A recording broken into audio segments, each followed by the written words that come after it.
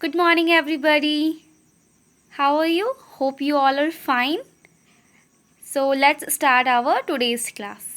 This is our lesson 2 Home Care. आज हमारा EVS का सेकेंड क्लास है और आज हम लेसन 2 पढ़ने वाले हैं home care.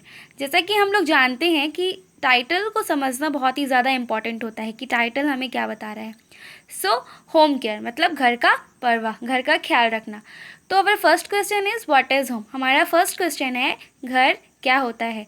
The place where we live with our families are home. वह जगह जहाँ हम अपने परिवार के साथ रहते हैं उसे हम अपना घर कहते हैं। तो भाई हम घर के अंदर क्यों रहते हैं, हम पहाड़ पे क्यों नहीं रहते?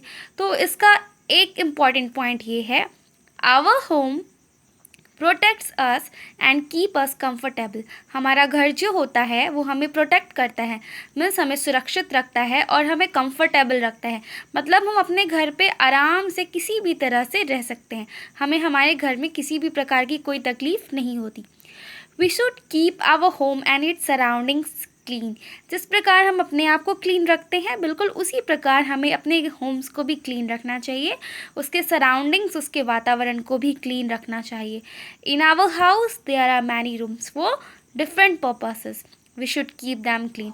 हमारे जो घर होते हैं उसमें केवल एक रूम नहीं होते, इसमें बहुत सारे रूम होते हैं और हर रूम का एक ही काम नहीं होता, हर रूम अलग अलग काम को करते हैं। तो उन सारे रूम्स को हमें क्लीन करके रखना चाहिए।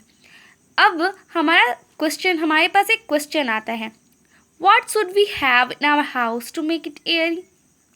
हमारे घर में ऐसा क्या चीज़ होना चाहिए कि वो हमारे घर को एयरी रखे, मतलब हवा आए। क्या चीज़ ऐसे हमारे घर पे होनी चाहिए जिससे हमारे घर पे हवा आए?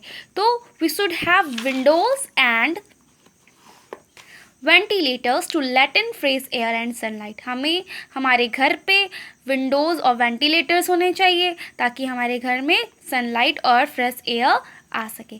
अब दूसरा क्वेश्चन है, what should we do to make our homes clean. हमें अपने घर को साफ रखने के लिए क्या करना चाहिए? We should do some activities like washing, brooming, mopping, dusting etcetera. हमें अपने घर में कुछ एक्टिविटीज़ करनी चाहिए ताकि हमारा घर क्लीन हो। वो एक्टिविटीज़ है वॉशिंग मतलब घर साफ करना, ब्रूमिंग मीन्स झाड़ू लगाना, मॉपिंग मीन्स पोछा लगाना एंड डस्टिंग मतलब जितने भी धूल गर्दे जमा होते हैं उन्हें साफ करना। We should always have wire netting in our windows to avoid the entry of mosquitoes, flies, etc. हमारी जो खिड़कियाँ होती हैं उनमें नेट लगना बहुत ही ज़रूरी होता है, क्योंकि नेट अगर लगा होता है तो उससे मॉस्किटोज़ घर के अंदर नहीं आ सकते। We should clean our drains clean and covered. हमें अपने नाली को साफ़ और ढक करके रखना चाहिए, क्योंकि नालियाँ से भी बहुत गंदे गंदे मक्खी आते हैं, कचड़े आते हैं। It is very harmful for our society as well as our home.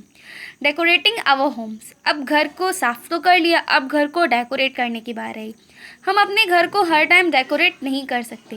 We decorate our home on various occasion such as festivals, weddings etcetera. हम अपने होम्स को डेकोरेट करते हैं, सजाते हैं कुछ ओकेजन्स पे, जैसे कोई फेस्टिवल है, कोई वेडिंग है ना।